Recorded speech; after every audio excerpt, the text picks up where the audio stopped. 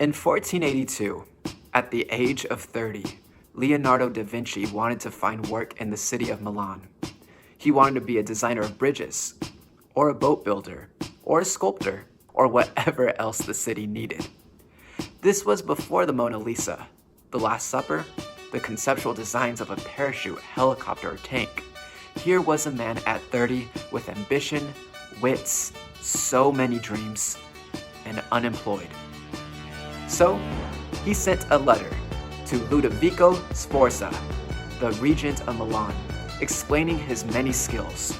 Da Vinci wrote, "Most illustrious Lord, your excellency, I offer you all my skills to your best pleasure," and so on. He broke down 11 things he could do for Milan, 9 of them weapons of war he can construct. The last 2, during times of peace, he could build, sculpt, and he can paint. Da Vinci was making the case. Here was his capital. Here was society's demand. Here's what he could supply. Thus, the resume was born. Da Vinci was hired. At 30, with all of his talents and untapped potential, his life as an artist was just getting started. Welcome to another economics lecture. Today we'll discuss the labor market, what we produce, how the US differs from other nations in terms of labor, the most common jobs for 18 to 24-year-olds, unions, pay, and employment tips along the way. The labor market. The centerpiece of any economic system is simply where workers or employees interact to make something. It could be a good, it could be a service. Even if you were to take money out of the system, we work, and the product of our labor can help others and ourselves. In our system, we also have employers, bosses that hire others to help out with work. Our labor market is also based on supply and demand, where if demand for a good or service is up, then demand to make that product increases, and a business needs to supply more workers to meet that demand. To try to simplify a complicated issue, in the US, employers want to hire the best workers at the lowest costs. Workers want the best job with the highest benefits. This is another factor that creates competition in our already competitive labor market. For example, Google and Facebook have been competing over employees for the past 15 years. That's what you hear at Facebook when someone is hired. And once you're in, the perks begin. Free gourmet meals, sodas, snacks. And to work it all off, lots of treadmills, lots of weights. We're trying to attract the very best people, and it's a competitive market, so we want to provide them with things that are really great that they love. They don't have to worry about certain things, that they can just focus on being at Facebook and getting their stuff done. Facebook's decision to work with a developer on a $120 million rental housing community for employees near campus is just another example of that. While Facebook on average pays employees about $20,000 more compared to Google, 46% of past Facebook employees migrate to Google, possibly for its more creative benefits, a free breakfast, lunch, and dinner, free transportation, a 50% 401k match, meaning if you annually put in $10,000 into your retirement, Google puts in $5,000 into your retirement fund each year, and paid paternity leave that can last up to 4 months. Because the company studies everything it does. We try to bring as much analytics and data and science to what we do on the people side as our engineers do on the product side. Google's talent for data mining gives him detailed information on what pays off. When an employee starts on their first day, we have data that says, if the manager shows up and says, "Hi, nice to meet you, you're on my team, we're going to be working together," and does a few other things, those people end up 15% more productive in 9 months. Google will be an unconventional company. To make sure the rest of a Googler's career remains productive is David Radcliffe's responsibility.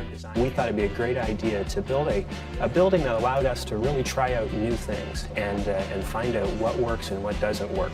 He's in charge of creating the perfect environment. We call it our living laboratory. Inside the living lab, Radcliffe's team tests everything from floor to ceiling. Diner booths, it turns out, can work better than traditional conference rooms. I always say casual collisions are what we try and create within the work environment. You can't schedule innovation, you can't schedule idea generation, and so when we think about our facilities around the world, we're really looking for little opportunities for engineers or for creative people to come together. The rooms Google has created for those creative people include ski gondolas in the Zurich office, a pub-like meeting room in Dublin, and a sidewalk cafe in Istanbul. When all that innovation gets too much, there's a solution for that, too. Should we whisper out here? I think so. No workplace is complete without a nap pod. We found that the 5-minute to 15-minute power nap, it works on Sunday before you watch the football game. Why not here at work? The company maintains 1,000 bikes on campus and gives workers their own garden space to grow vegetables. Google famously provides free food, 3 meals a day plus unlimited snacks. The company's data mining revealed that was making Googlers gain weight. A change was needed. We started experimenting with what we call nudges, which are small interventions we can make that don't force people down a path, but make it easier to make better decisions. Nudges promoting smaller plates increased their use by half. Food choices are now color-coded, green, yellow, and red, red being the least healthy. Salads and greens moved to the front of the line, and sugary snacks became a bit harder to find. It's not only about who can provide the best goods at the least cost for consumers, but who can also provide the best benefits for the labor of that good. Now let's talk about the US. The US considers the labor force to be made of employed and non-employed people 16 years old and up. People are considered employed if they did any work at all for pay or profit. This includes all part-time and temporary work, as well as regular full-time, year-round employment. To break that down even more, paid employment is broken up into wage and salary work. Wage means you're paid an hourly position, $15, $16, $17 an hour. But wage makes up about 55% of the workforce.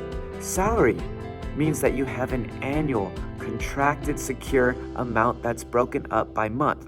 So if you have a salary of about $50,000, that means you're making probably around $4,000 every single month. Salary earners make about 35% of the workforce, while salary jobs are often more desired in the United States because of the guaranteed pay. Since there are no specific hours, people with salary jobs can often find themselves working late into nights and weekends. They have to create their own schedule, and sometimes if you break that down by hour, they are getting paid less per hour than the hourly wage worker. Oh, and I almost forgot. I'm also gonna need you to go ahead and come in on Sunday, too, okay?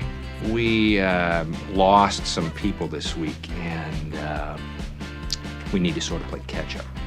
The last 10% of workers are self-employed, meaning with their own business or service they offer to others. Self-employment is a great area that can often apply to artists.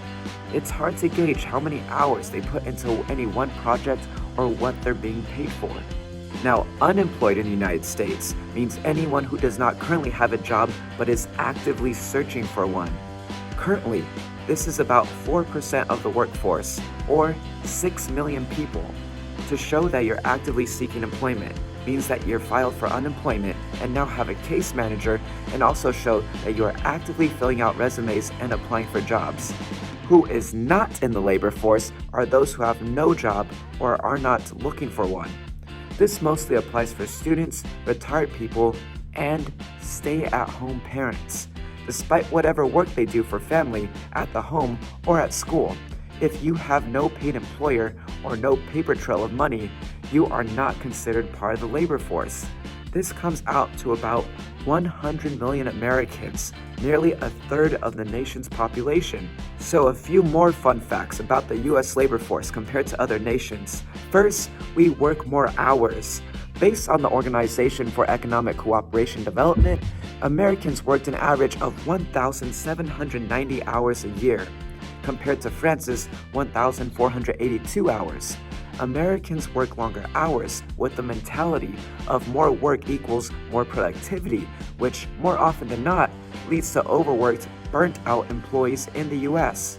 On average, many Europeans have 4 to 5 weeks of paid vacation time, while the US on average has only 2. Also, no paid family leave. The United States doesn't guarantee any paid leave to new parents, instead leaving it up to states and individual employers. Americans also have the reputation for being chained to their desk. A 2015 survey found that only 1 in 5 Americans actually spends their lunch break away from their desk, with most eating their midday meal while they continue to work. Meanwhile, in France, Spain, Greece, and other countries, lunch breaks can last an hour or more and rarely take place in front of a computer screen. Finally, one of the worst American practices in the eyes of Europeans is the tendency to send and answer emails after work hours have ended. In other cultures, there is more of a distinction between work life and personal life, and the two rarely bleed into each other. France recently took this to another level, enacting a measure that allows employees to ignore work-related emails sent after working hours. In Austria, the absolute minimum number of paid vacation days is 22, and they get 13 holidays on top of that. And in Albania, maternity leave lasts an entire year. But as for that 6-hour workday, for most, it would be a dream come true. Sign me up. I lived in Spain for 3 years. They take siesta very seriously there. For others, it sounds like torture. I'm pushing for more hours. More hours? I'd like the people that work for me to work more hours also. You sound like a tyrant. I'm not a tyrant. I just, trying to be successful. All this is to say Americans center their culture around work. Would it be nice to work fewer, around 6? Of course. But is it realistic? It's nothing but a gimmick. Workplace expert Stephen Viscusi says it makes much more sense to stick with the system we've got. We're American strong because we work hard, we work long, and that's how we built the strongest economy in the world. To work means to get more money, which means to have more economic choices, which means to have more freedom. We stay caged to someday be free. So how does all this impact our labor market? What does this mean to people wondering what should they do? What should they study? Is life about work or passion? Or can work be about passion and interest and all those lovely things in between? There are jobs here vanishing and will most likely be gone 10 years from now. But of course, there are jobs being created too. Just 30 years ago, we were considered a manufacturing economy, meaning the majority of our job sector went into creating goods, cars, bikes, sports equipment, engines, weapons of war. Today, the US is a service economy, meaning jobs that do some type of service for people. Marketing, sales, retail, entertainment, food, and healthcare jobs all go into the service industry. Yet, while roughly 10% of jobs in the US are in manufacturing, we continue to produce more than ever before. Because since the 90s, actual manufacturing jobs have been replaced primarily by automation, which is around 87%, versus, say, offshoring, which has only consisted of 13% of jobs lost. So the political argument centered around making an enemy of globalization or jobs being taken away to another country, the reality is those jobs are now designed for machines. While supply and demand are great indicators of what jobs are needed, the job market also responds to more factors. The first and most significant change today is changes in technology. Industrialization, computerization, automation have all consistently changed the factors of production and labor. Assembly lines have been replaced by machines. The streaming of entertainment replaces physical copies and venues. Our smartphones get rid of the need for alarm clocks, watches, MP3 players, and desktop computers. While our demand is still there, how we consume it changes the jobs available. Number 2, government regulations. From the second you open your eyes in the morning, your life is full of federal regulations. Congress writes laws and leaves it to government agencies to write the rules, or regulations, to enforce those laws. That iPhone you use as an alarm clock, it's been certified by the Federal Trade Commission, which makes sure all phones sold in the United States comply with guidelines on radio frequency energy emission levels. And its signal comes from towers approved by the Federal Communications Commission, the Environmental Protection Agency, and even the Federal Aviation Administration. It's a lot of information first thing in the morning. Tariffs, subsidies, and tax concessions can help or harm businesses, For example, healthcare provisions, safety mandates, minimum wage all change how a business operates and who's employed. It's why many businesses claim they'll have to cut hours or lay off workers if there's a federal minimum wage increase. But also keep in mind, the United States has about 15 other nations that have higher paying minimum wages in front of them. Third, our environment. Jobs can be based on weather conditions, locations, what resources are available, what's being harvested, and when and where. So let's take coal for example. Of course, not every region has coal, but if you look at states with prominent coal plants, you're looking at Illinois, Indiana, Pennsylvania. Coal jobs continue to thrive there because those regions have the most political power in choosing a president. Why do they have political power? Our electoral college system.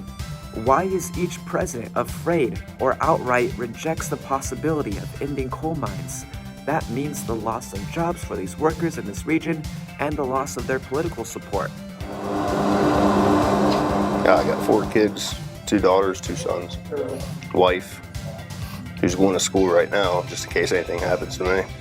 I voted for Donald Trump because he's pro-coal, and hopefully he'll bring us back. This environment and our political system keep this region thriving in the past when the rest of the world transitions away from coal.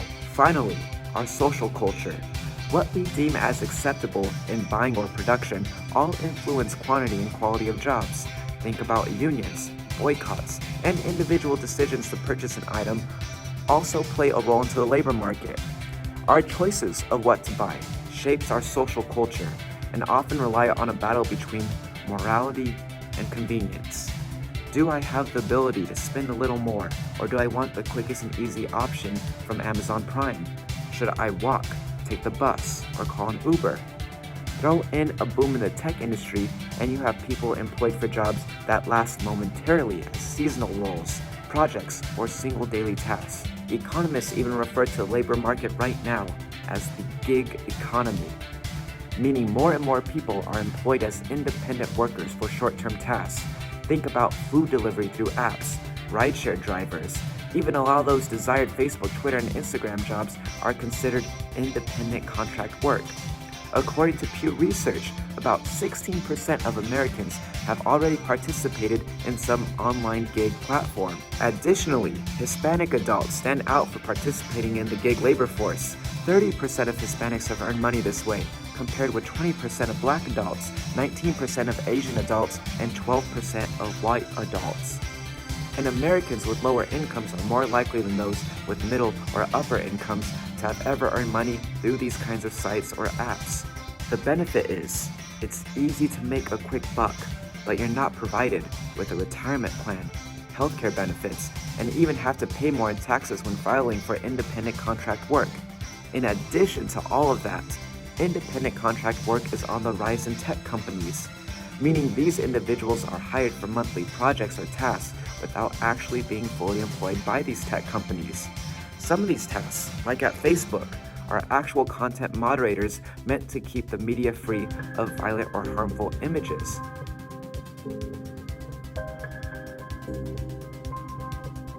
I remember I cried.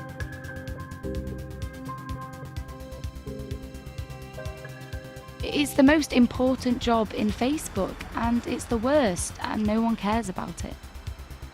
Every day you will see things that shock you, traumatizing stuff. The headings, child pornography, animal abuse. The person doing all that is not a Facebook employee, but an independent contractor for Facebook. In fact, 40% of these tech companies consist of contractor work, meaning those cushiony benefits of paid family leave, vacation time, and retirement and health benefits do not apply to contractors, 40% of their workforce. What makes this even more disturbing today is that work from home has blurred that union-created 9-to-5 job. People's work life and personal life have become twisted and knotted to becoming one and the same. What are we getting at? When many of our bodies have become commodities attached to phones, serving everything right to someone else's doorstep, is this the future of work? With an ever-changing job market, is job stability just another thing of the past?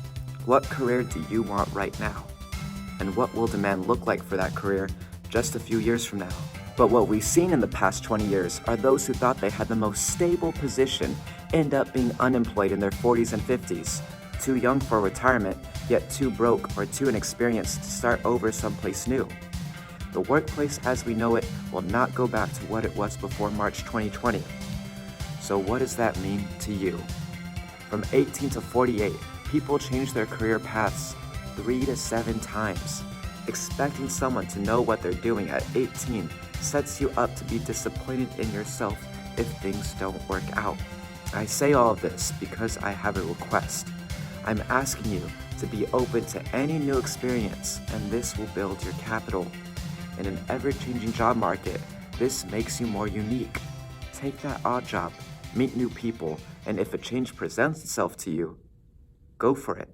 But we still gotta make a living, so how do you get a job in a new place with no connections? You're all Da Vinci's going into your new mini Milans. How do you end up encasing who you are in a nice presentable piece of paper for an employer? Which brings us to our last piece. How exactly do you write a resume? A resume, just a summary of who you are and why you're the right fit for a job. In the 1950s, the resume became a common prerequisite for a job interview, but they were so nondescript and would often include your height and weight. By 1995, people were able to email resumes, and by 2008, people were providing their social media links inside. Today, resumes can be broken down into about 7 sections. First, your contact info, your name, phone number, email address, social media or LinkedIn profile if it matters. Second, the object or summary of you. In at least 1 and at most 2 sentences, you're supposed to give a short summary of your desired position and why you want that position. For example, if you wanted to become a teacher, you could write, seeking the opportunity to not just teach, but collaborate with students on their journey to grow. Something kinda BS like that. Third, your work experience. This section includes your work history with your most recent job first. If you had many jobs, keep this to the 2 or 3 that are most relevant to the one you're applying for. And if you don't have enough paid work experience, this can include internships, volunteer work, or even clubs or performances you've been part of too. Fourth, additional skills. This is where you write small words and phrases of what you've developed to help you prepare for a specific workplace. Phrases like effective communicator, customer service enthusiast, positive attitude. Fifth, education. This part might not be necessary for high school unless, of course, you're applying for a job that involves your art. But when you're in college, you would name your school, location, graduation year, your degree, major, and GPA, if your GPA is worth sharing. Sixth, accomplishments. Put 2 or 3 successes from projects, leadership positions, scholarships, awards, or promotions you might have received. And finally, references. Who can back up this information? You'll want at least 2. They can be past employers or any management you've talked to, or even teachers you've had along the way. All of this should be attempted to be kept in 1 page, and at most 2, formatted by bullet points that make who you are easily digestible for the eyes. So what type of job should you look for at 18? Here are my few last tips for you. Tip 1. A compiled list from ZipRecruiter, Indeed, and Resume Skills detail the most common jobs for 18-year-olds are caregivers. This includes counselors, sitters, and tutors, with the national average around $12 to $15, yet individual families for sitters and tutors are willing to pay $20 an hour. This is followed by baristas, servers, lifeguard, and grocery store clerks or cashiers. But it's best to get a job that will fulfill some type of want or need that already exists in your life, like the grocery store or a restaurant. Or if, like me, you went to the movies or went out to see shows a lot, try to get employment there that cuts down or provides benefits in your discretionary spending. Tip 2, resume do's. How to make your resume stand out? Humor. I nabbed 2 interviews by putting a fun fact at the end about animals, like the housefly buzzes in the key of F, or kangaroos can't walk backwards. And I would end the resume with, if you learn nothing about me, I hope you learned something to make you smile today. Be concise, no need to write a paragraph, make sure it's all bullet points about you. For the skills section, look at keywords from the job description and put those words right back in there, such as team player, quick learner, growth-oriented, not from Delaware. Number 3, provide a cover letter, even if it's not asked. The cover letter allows you to explain yourself, why you want the job, and are the right one for the job in your own words. This is a chance for your personality to shine. Your cover letter should be at most 1 page and include a greeting, why you want the job, how you're qualified, gratitude, and closing. Finally, if you nab an interview, the most common questions asked are, tell me about yourself.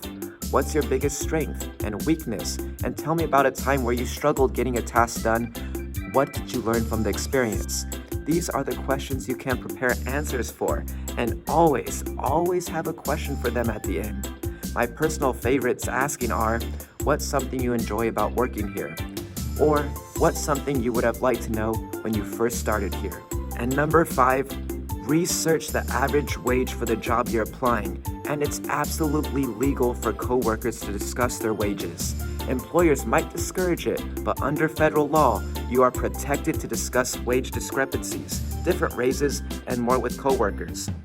Today, the gender pay gap between women and men is women earn 84 cents for every dollar a man earns. And in order to close the socioeconomic wage gaps, it's important to know what your coworkers are making. One last thing I want to say is all this talk about supply and demand, automation, and Da Vinci, you might ask yourself, what if my job isn't my passion? How do I make time for me? You are not defined by any one job you have.